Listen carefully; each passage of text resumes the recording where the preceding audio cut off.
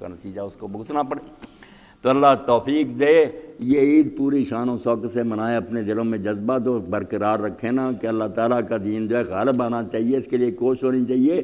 یہ مایوس کر دینا کہ کچھ نہیں، جیسے لوگ حضرت علی امام المہدی کے منکر ہو گئے کہ کوئی نہیں مہدی آئے گا، اقبال نے کہا یا آپ سن، ایک تھوڑی بہت آس مسلمانوں کے دل میں ہے کہ کبھی غلبہ ہوگا، اے وہ کہ تو مہدی کے تخیل سے ہے بیزار، ناامید نہ کر آ ہوئے مشکین سے ختن کو۔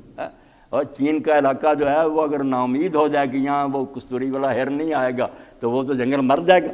تو مسلمانوں کو کیوں نا امید کر رہے ہو کہ کوئی زمانہ نہیں غلبے کا آئے گا، کوئی لیڈر نہیں ملے گا؟ ٹھیک ہے، جو جعلی باتیں لوگوں نے گھڑی ہیں وہ تو رد کریں، مگر ایسا ہے لیڈر اگر میسر آ گیا ہے جو دین کو غالب کرے، اس میں کیا ناممکن بات؟ مولوی صاحب کہا جہاں لینن اور اسٹالن پیدا ہو رہا ہے اس کائنات میں کسی رہبر کا پیدا ہونا مشکل ہے؟ کوئی ناممکن ہے؟ کیوں نہیں مانتے؟ تو اس لیے اللہ کے دین کے غلبے کے لیے تمنا تو ہونی چاہیے، کوشش کرنی چاہیے۔ انشاءاللہ کوئی نہ کوئی وقت آئے گا جب اللہ کے رسول فرماتے ہیں کوئی بالوں کا بنا ہوا خیمہ اور گاڑے کا بنا ہوا مکان بھی نہیں رہے گا جہاں اسلام نہیں داخل ہو جائے گا، بعز عزیز نہ ہو بذل ذلیل، خواہ اسلام قبول کر کے عزت سے آ جائیں یا رعایا بن کر ذلیل ہو کر آ جائے، جھنڈا اسلام کا لہرائے گا۔ اللہ وہ وقت جلد لائے۔ وآخر دعوانا